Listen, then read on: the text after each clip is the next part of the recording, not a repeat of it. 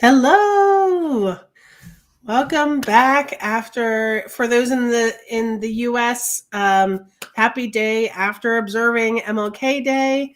I hope you're getting back to work in a very smooth and refreshing way rather than being hit with a million different things. So welcome to the third installment of Empathy Power Up around happiness and pursuing happiness. And so Kevin has been talking to us about this kind of like aha moment that he had a few weeks ago around happiness and kind of like his theory of happiness and how we should be pursuing it. So this is going to be that third installment. We're going to I'm going to talk. We actually had wanted to come back and circle back on some thoughts that we didn't really get to go too much in depth with. But we want to like kick it off first with that, and then I'll kind of do a little bit of a recap through the conversation. I think we'll do a little bit of a recap. So, Kevin, do you want to like bring us back to what we talked about last week a little bit, and kind of like reinforcing some of those concepts? Yeah. So, hello everyone, and thanks, Amy. I love talking about happiness. What we talked about last week was we talked about like these ideas, like this from what we know currently from research and science, this hedonic psychology around happiness and the eudaimonic psychology around happiness. One is more focused on immediate pleasure and the absence of negative mood, and like the eudaimonic is around life satisfaction, is around the idea that there we can remove negative moods, and that gives us more of this ongoing happiness. And then we talked about the things that we think make us happy, like money, job, bodies, grades. But in fact, what data and research has shown that when we achieve that or when we get there, it's not what we expected. It doesn't meet our expectations. And then we talked a little bit about how happiness is genetically set. About 50% of it is from twin studies that have shown that it's about 50% from genetics, and the rest is through the stuff that happens around us and mostly our actions and thoughts. And the part that I wanted to sort of go into that we didn't have time and we rushed through last time was a little bit around the idea that how our mind sort of understands some of these things. So when we talk about optical illusions, that is an example where our mind is fooling ourselves. When we see something and we think we see something, but it's not really there. And like, that's an important reference point to understand that we believe something, and optical illusion is an example where even though that's not true, we completely believe it, and we believe that's the case. So when we are expecting happiness or when we're expecting something, we believe that's what it is, similar to an optical illusion. And then the part, like an example that sort of like our minds, our minds don't think in terms of absolutes. So even though our world, we try to create them, we try to create this black and white, we try to create this binary around everything to simplify. Mm-hmm. But our minds don't think that way, and our minds are sort of judged relative to reference points. We really love reference points. A good example of reference point would be people who win silver medal are less happy than people who win bronze. Because with bronze, you're like, oh, I placed. So my reference point is either I placed or I didn't place on the podium. With silver, is like, I placed, but I didn't win. Yeah. And so it gives us this idea of the way we think and the way our mind works is related to reference points. And our mind helps us finds patterns in things we may not even have that, but it finds a pattern that we truly believe that. And if we understand and absorb that, then we can be a little bit more aware around maybe having complete, and I used to be that way. I remember in college, a friend of mine would share, about the idea of multidimensional universes and ideas that there's different, there could be this theory that there's the string theory and all these other theories that exist in physics. And I didn't understand it at all. And I was vehemently like, no, that is wrong.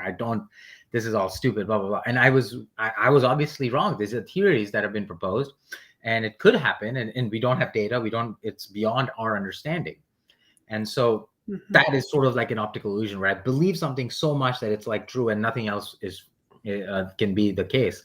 That was something that I had to struggle with. I'll pause here. Yeah, it makes me think about all the biases that we have. Like I'm envisioning, I forgot the person who did this, but he or she did this kind of like circle, like visualize the 200 different kinds of biases we have as individuals. And I think about that, like bringing that into it is like, in a way, that clouds our judgment on every single thing that we do and our past experiences. And some of the learning and the teaching and the conversations I have is like, you know, there's biases we even have on like, I asked the question on like what makes us human. We asked this a couple of weeks ago, and I'm bringing that into some of the teaching that I'm doing recently. And it's like, you know, we have biases around that, right? Like we bias ourselves towards positivity over negativity, right? But being human is also about, you know, having negative feelings and negative thoughts. But often we have a bias towards adding this toxic positivity into the workplace or the world that we do in. So, you know, that's top of mind when you said all that.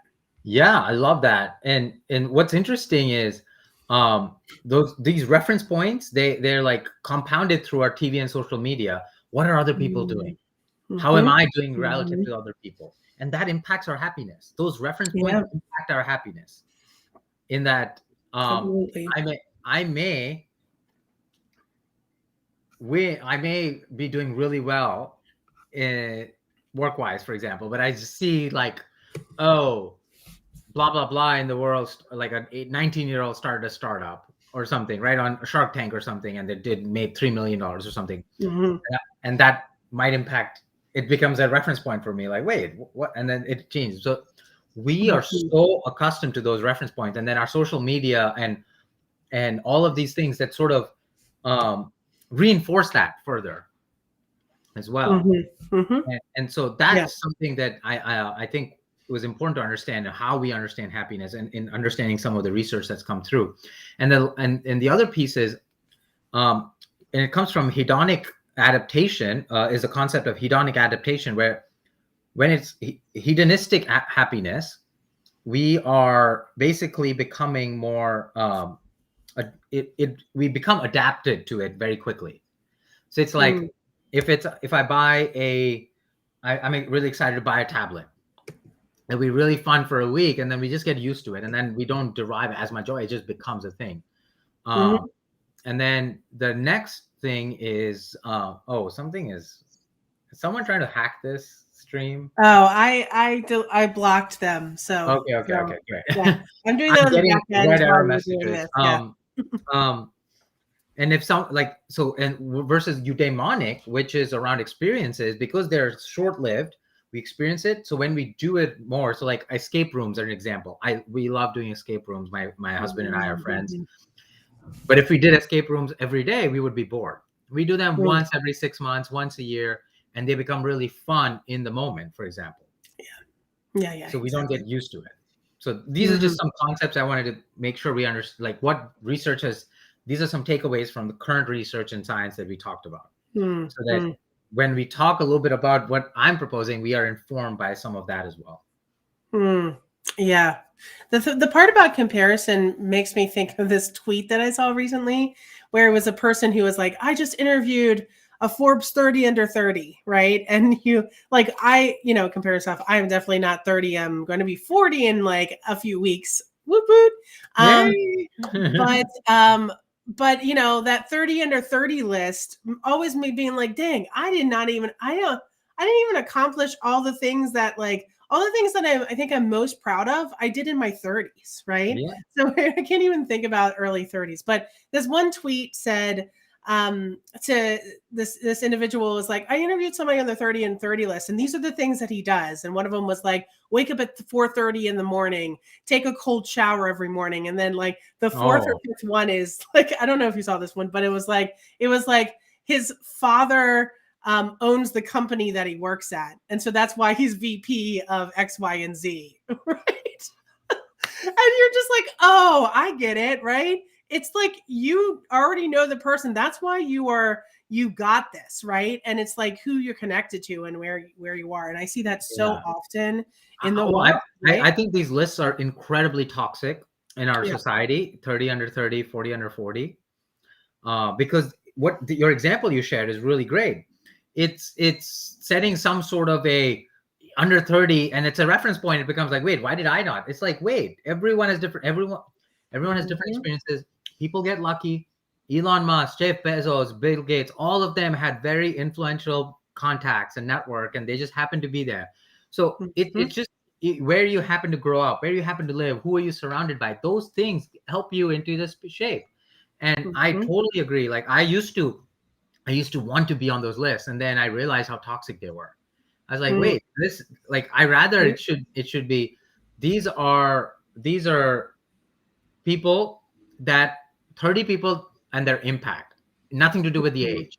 Yeah. Like, and then the people are really changing the world for the better, right? Yeah. And the final reference point around experiences is if you think about the time when you share experiences with others, when you've had the experience and then you tell the stories of those experiences, you don't the happiness from those experiences don't diminish over time. So like whenever I go on a trip and I tell my friends, oh, this is the trip, or this is what happened, and these are things, and I tell that story to different friends, and every time the level of happiness I enjoyed there and my memory of it is incredible. But then when I talk, we don't talk about, oh, I got an iPad after like 3 weeks, and then we talk about, right, or something. It's that example, and that's where the idea of eudaimonic happiness and my theory is aligned towards that eudaimonic happiness idea, and it sort of pushes that a little bit further. I love that. So yeah, go ahead. Yeah, no. I just posted on social this morning. I found there was somebody who I posted it from, and I can't remember the person's name. So, but it was essentially like Maslow's hierarchy of needs. We talked about that last time. Yeah. It's about like these are the emotional needs that we have as humans, and a lot of them are just being like, I think the one in the middle was about being in community with other people. Yeah, that's where we're wired as humans to be in community. Evolutionarily, So in a way, we have like this dual-sided space where it's like, yes, I can be hedonistic and want the things, but I think capitalism is pushing us in that direction in so many different ways. But also, I think we have this desire and need, and that's how we grow in community with other people. So it's both of those things. Yeah. And hedonism was used. I remember when I told a friend who was trying to not let me be gay. I remember at that time, a very toxic friendship. So I said, okay, it's over. I am not going to be friends with you. And he got so angry on the phone call. He was like, you're a hedon. Or so, and I didn't understand it at that time, and the idea of like I'm putting myself over others or whatever they thought. But anyways, one thing I wanted to cover for time is these something food for thought I want to share out so that we'll dive in deeper next week. Is I'm proposing there's these 5 fundamental truths, and there can be more, but I'm talking about these specific 5. That we all experience and that we all have, and we all need to understand. And I think that's really important for us to proceed into this journey that we're going down, is these fundamental truths. Number 1, you are capable, and I'll say we are capable and deserving of happiness. There's people, and I, for most of my life, believed I didn't deserve happiness. I'm not capable of being happy. In fact, I used to stand in front of the mirror and tell myself, you will be alone, you will be happy, and you're going to be okay with that. Like seriously. And we need to accept that truth. And I believe that is the truth. And it might be difficult for us, even at that moment, if someone told me this, I would be like, yo, fuck you, I don't understand, right? Like, so, But this is true. This is a fundamental truth we need to accept, because for us Yeah. to get to happiness, we have to accept these truths. Number Mhm. two, your happiness is in your control and depends completely on you. Our happiness is in our control and depends completely on us. That is something that I learned from my mom.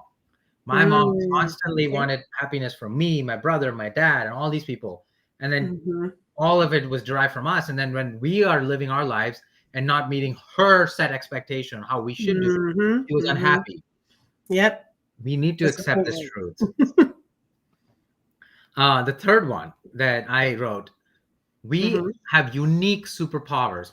All of us do, Yep. that make us awesome and impactful. Yep. I've talked to people even as recently as 2021, and people are like, I don't have any superpowers, I'm not special. I'm like, no, we need to believe this. We need to believe, and if Mhm. we want to be genuinely happy, we need to get there. We all have unique superpowers that make us awesome and impactful. Number Yep. four, we are loved and we can be loved. Each of us, even whatever the circumstances, there's someone who loves us, and we may not see it, and there was times we didn't see it, but we are loved and we can be loved by more. We need to accept that truth. When we do start accepting that truth, we will love ourselves more and others will love us more. And that final Mhm. truth that I propose is, you can learn and practice empathy. So many people, especially people on the autism spectrum, have told me, oh, autistic people can't learn empathy. And there are some researchers who are not autistic, but they're in that field. I'm like, that's not true.